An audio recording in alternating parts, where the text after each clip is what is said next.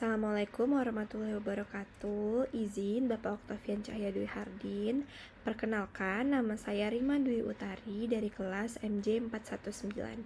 Baiklah, pada kesempatan kali ini saya akan menjelaskan 3 soal terkait ujian akhir semester genap tahun ajaran 2025-2026 untuk mata kuliah perekonomian Indonesia.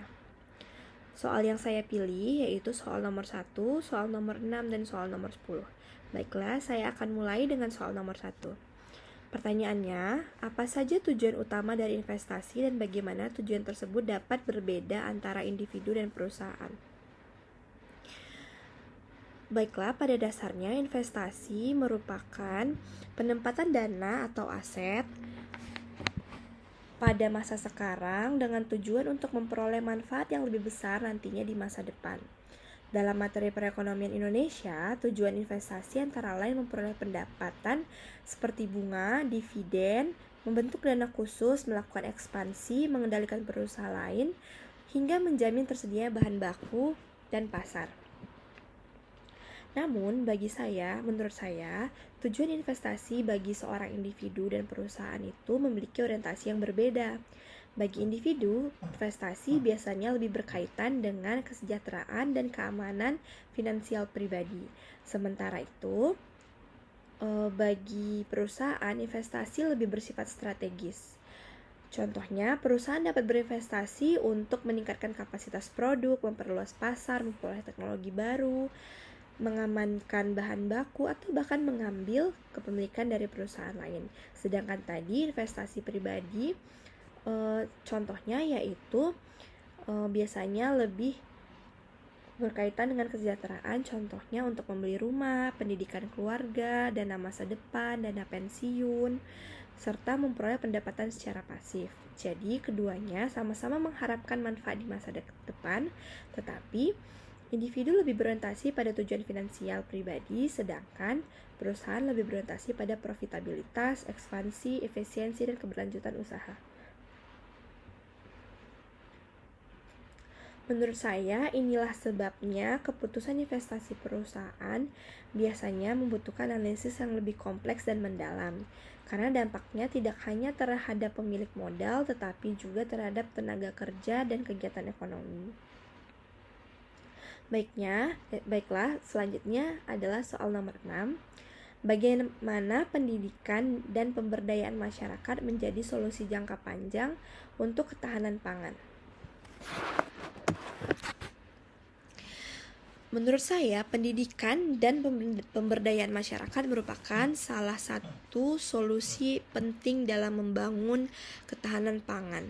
Karena masalah pangan tidak hanya berkaitan dengan jumlah makanan yang tersedia, tetapi dengan kemampuan masyarakat dalam memproduksi, mengelola, mendistribusikan, dan mengonsumsi pangan.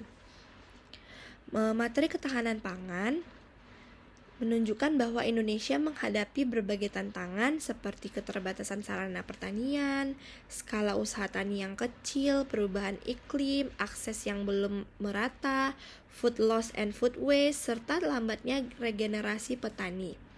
Melalui pendidikan dan pemberdayaan serta pelatihan, petani dapat memperoleh pengetahuan mengenai teknologi pertanian, pengelolaan lahan, adaptasi terhadap perubahan iklim, pengelolaan pasca panen, hingga pemasaran.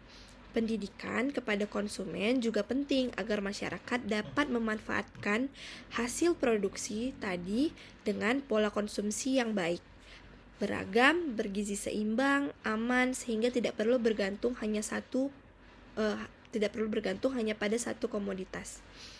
Selain pendidikan, pemberdayaan juga sangat penting. Masyarakat sebaiknya tidak hanya ditempatkan sebagai pelaku penerima bantuan pemerintah, tetapi juga sebagai pelaku utama. Kelompok tani, koperasi, BUMDes, UMKM pangan, dan generasi muda perlu diberi akses terhadap modal, teknologi pasar, dan pendampingan.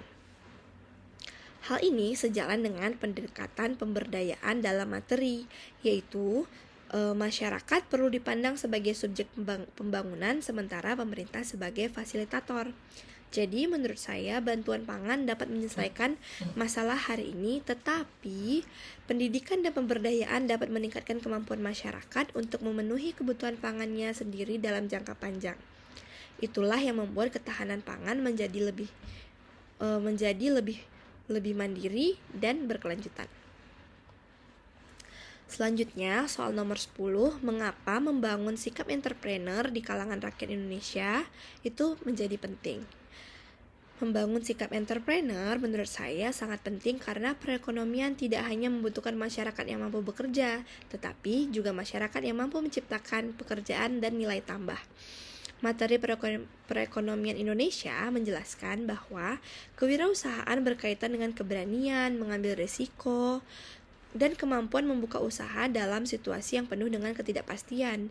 Jiwa kewirausahaan dipengaruhi oleh faktor internal seperti sifat, niat, kemauan, kemampuan, serta faktor eksternal seperti keluarga, lingkungan, usaha, dan kondisi sosial ekonomi.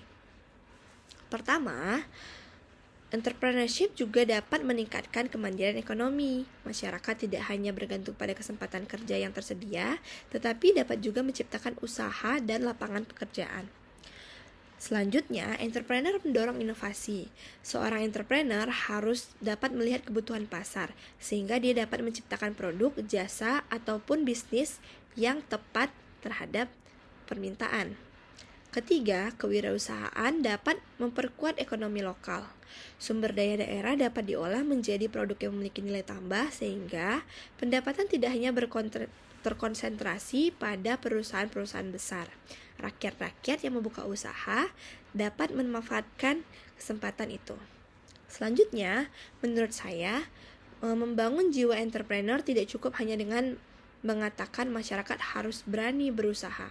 Pemerintah dan lingkungan juga harus menciptakan pendidikan kewirausahaan, pelatihan, akses modal, akses pasar, hingga regulasi yang pasti sehingga masyarakat mampu untuk melaksanakannya dengan baik. Jadi, entrepreneur penting bukan hanya karena menciptakan keuntungan pribadi, tapi karena dapat menciptakan inovasi, lapangan pekerjaan, nilai tambah, dan kemandirian ekonomi bagi masyarakat Indonesia. Baiklah, sekian penjelasan saya atas 3 soal terkait dengan materi UAS Perekonomian Indonesia. Terima kasih. Assalamualaikum warahmatullahi wabarakatuh.